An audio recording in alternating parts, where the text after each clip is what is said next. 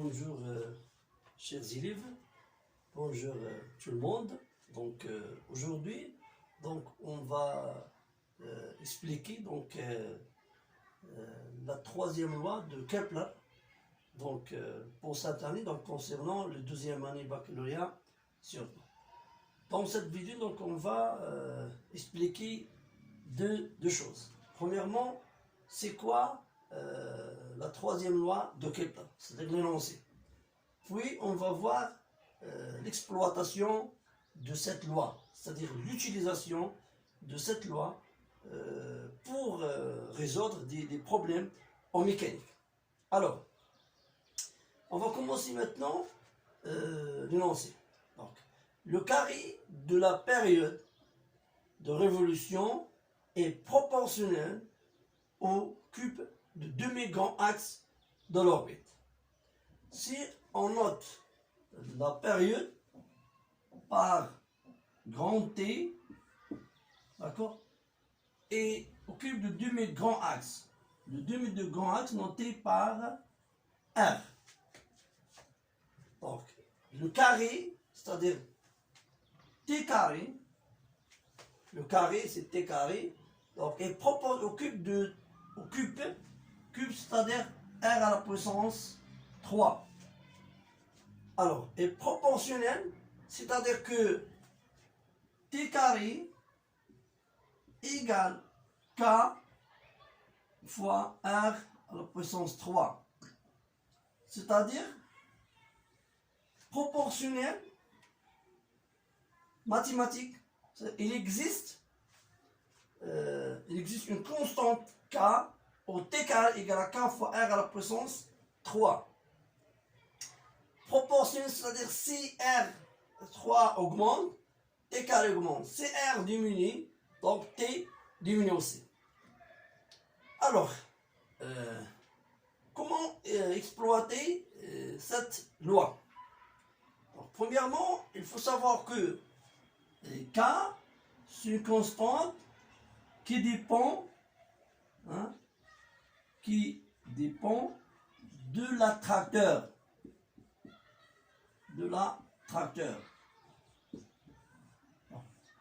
L'attracteur, c'est-à-dire, c'est un corps de masse, de grande masse par rapport au corps étudié et de grande dimension aussi par rapport à le corps étudié.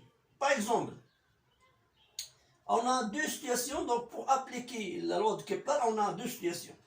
Soit on va étudier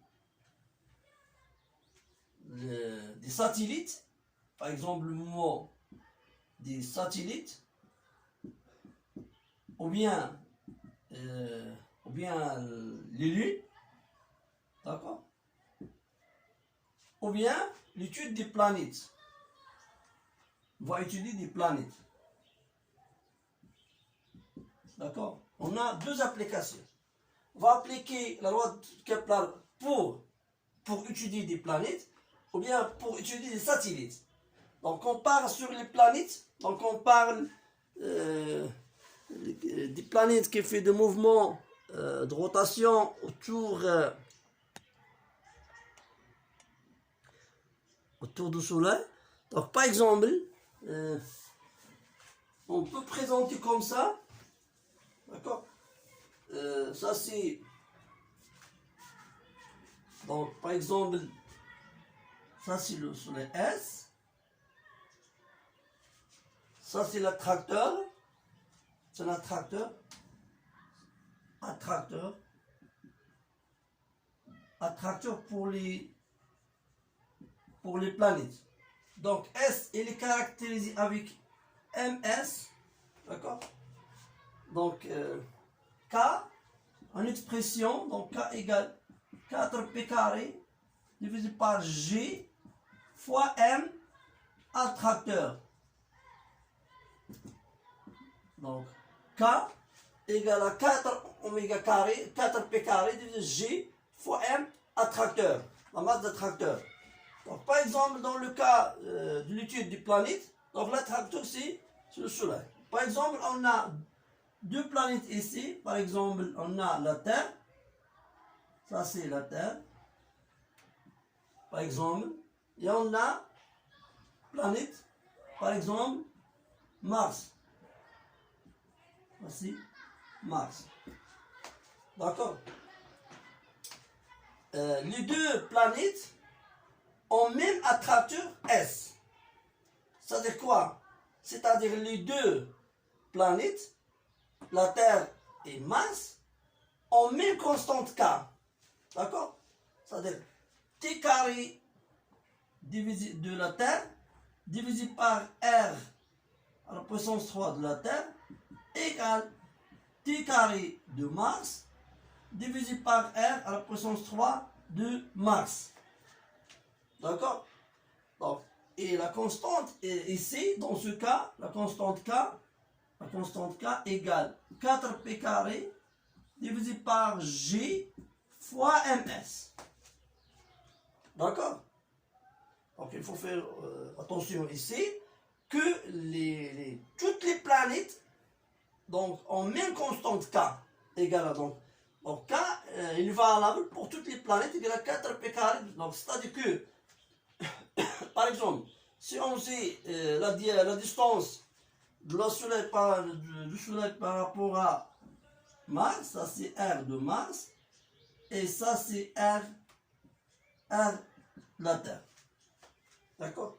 Donc dans le cas, ou bien dans la deuxième situation, par exemple, on a Mars ici, ça c'est la planète Mars.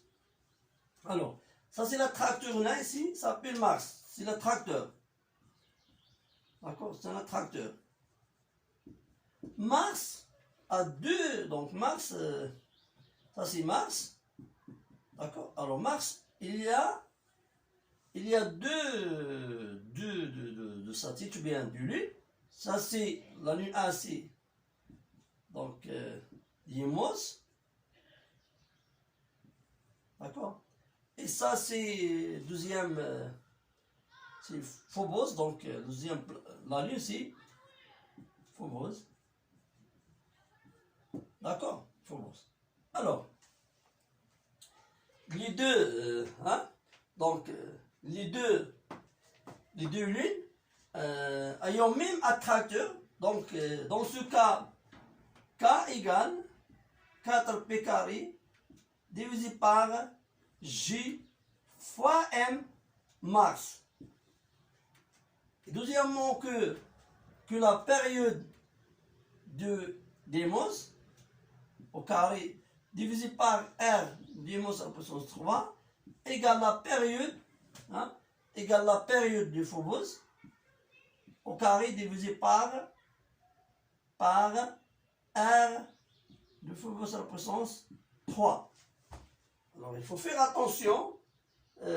J'ai fait cette vidéo donc pour voir comment exploiter la troisième loi de Kepler pour voir par exemple, ou bien pour savoir par exemple la distance d'une planète par rapport au Soleil par exemple, ou bien la période, c'est-à-dire la durée initiale pour effectuer un tour autour du Soleil. Alors,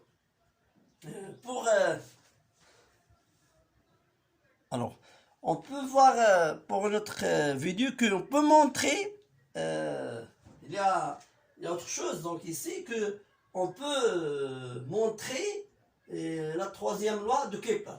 Alors, pour montrer la troisième loi de Kepler, donc, il faut montrer, d'accord, il faut montrer premièrement que le mouvement, pour montrer la troisième loi de Kepler, alors pour montrer la troisième loi de Kepler, donc il faut premièrement il faut montrer que le mouvement d'une planète il faut montrer que le mouvement d'une planète est circulaire uniforme. D'accord? Si on montre que le mouvement d'une planète est circulaire uniforme, Donc on peut dire qu'il y a une période T égale 2P divisé par oméga égale à 2P. Donc oméga c'est quoi? C'est V divisé par R. Que la période T égale à 2P fois R divisé par V. Alors, si on a réussi à montrer que le mouvement d'une planète est circulaire uniforme, c'est-à-dire ce mouvement est caractérisé par une période T, donc T égale à 2P fois R divisé par V. Alors, puis on va appliquer donc la deuxième loi de Newton pour trouver la vitesse, l'expression de la vitesse R. D'accord? C'est facile à trouver l'expression de la vitesse R via la deuxième loi de Newton. Alors, pour montrer que le mouvement d'une planète est uniforme, donc on va appliquer aussi la deuxième loi de Newton. J'espère que ça est clair et je vous souhaite bonne compréhension. Donc, si vous avez aussi des questions, vous pouvez les laisser dans les commentaires. Alors, bonne chance.